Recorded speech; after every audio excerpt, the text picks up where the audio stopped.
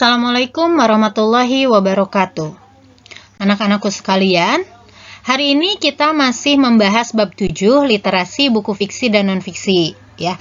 Namun pada kali ini lanjutan dari pertemuan kemarin ya. Jadi ini adalah bagian keduanya. Baik anak-anak, silahkan simak baik-baik materinya.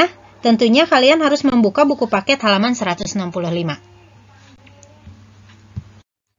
Menelaah hubungan antar unsur dalam buku fiksi dan non-fiksi.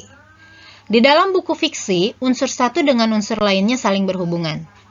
Unsur intrinsik dan ekstrinsik yang ada di dalam buku tersebut membangun struktur buku agar buku tersebut layak dibaca. Nah, untuk literasi buku fiksi dan non-fiksi ini berkaitan dengan resensi atau ulasan. Nah, resensi ini adalah bedah buku. Biasanya di dalam resensi kita dapat memberikan penilaian terhadap buku tersebut, ya, baik dari kelemahan maupun kelebihannya. Ada langkah-langkah dalam menilai buku non-fiksi. Pertama, ketika kita akan menilai buku non-fiksi, kita harus menuliskan tema dari buku yang kita baca. Setelah kita menuliskan temanya, tuliskan bidang ilmu buku yang kita baca. Contohnya misalnya bidang politik, ekonomi, sains, umum, dan lain sebagainya. Kemudian, kita amati gambar atau foto, ilustrasi, dan tabel yang ada di dalam buku tersebut. Apakah gambarnya sudah cukup bagus? Apakah fotonya sudah cukup jelas? Apakah ilustrasinya sudah bisa dipahami? Apakah tabelnya sudah mendukung atau tidak? Ya, kalian amati, kemudian kalian catat apabila ada hal-hal yang sudah cukup bagus atau masih harus ditambah. Selanjutnya, kalian harus menganalisis subbab dan sistematika buku. Apakah subbabnya sudah sesuai atau tidak? Apakah sistematikanya sudah sesuai atau tidak? Kemudian yang terakhir, kalian menganalisis cara penulis membuka dan menutup buku. Ya, bagaimana di kata pengantarnya dan bagaimana di penutupnya? Apakah sudah layak atau tidak? Apakah sudah cukup bagus atau tidak? Ya, jadi itu adalah langkah-langkah menilai buku non-fiksi. Selanjutnya, langkah-langkah menilai buku fiksi. Sama halnya seperti buku non-fiksi, pertama kalian harus menuliskan temanya dulu apa. Ya, jika sudah menuliskan temanya, kalian analisis cara pengarang mengembangkan latar ceritanya. Latar ceritanya jelas atau tidak, ya, bisa dipahami atau tidak. Kemudian kalian menganalisis cara pengarang mengembangkan tokoh dan watak tokoh.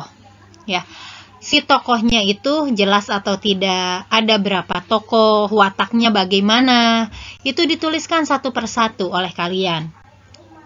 Kemudian kalian menganalisis pilihan kata dan kalimat yang digunakan oleh pengarang. Kata-kata yang digunakannya bisa dipahami atau tidak, kalimatnya bisa dipahami atau tidak, ya kalian tuliskan. Jika ada yang tidak bisa dipahami, catat bagaimana dan apa, kemudian bagian mana yang tidak dipahaminya. Kemudian jangan lupa kamu menuliskan atau memilih salah satu tokoh yang paling kamu suka dari buku tersebut. Nah, contohnya sekarang kalian sedang membaca novel 5 Menara. Nah, kamu pilih. Kan itu ada banyak sekali tokohnya ya. Nah, tokoh mana sih yang paling kamu suka? Dan kamu tuliskan alasannya. Kenapa kamu suka dengan tokoh tersebut? Jadi itu ya, langkah-langkahnya berbeda ya antara fiksi dan non-fiksi. Hanya satu yang sama, yaitu tadi kalian harus menuliskan temanya apa. Nah, jika sudah, saya akan memberikan tugas untuk kalian. Ya. Namun sebelum memberikan tugas, kalian, saya ingatkan kembali, untuk terus menonton video ini, diputar saja terus agar kalian lebih bisa memahami apa yang saya sampaikan. Ya. Kemudian jangan lupa di-like untuk video ini. Di dalam buku paket ini, di halaman 165, silakan kalian baca buku paket halaman 165. Di sini ada teks ulasan dari novel Negeri 5 Menara. Ya, walaupun sekarang kalian sedang membaca novel Negeri 5 Menara, ya di sini sudah ada sinopsisnya. Kalian silakan baca. Dimulai dari data buku, kemudian ada bagian orientasi, ada bagian tafsiran, evaluasi, dan bagian simpulan ya. Semuanya di sini tertulis jelas ya. Nah, kemudian setelah itu kalian kerjakan latihannya nomor 2. Bagian A sampai bagian D ya.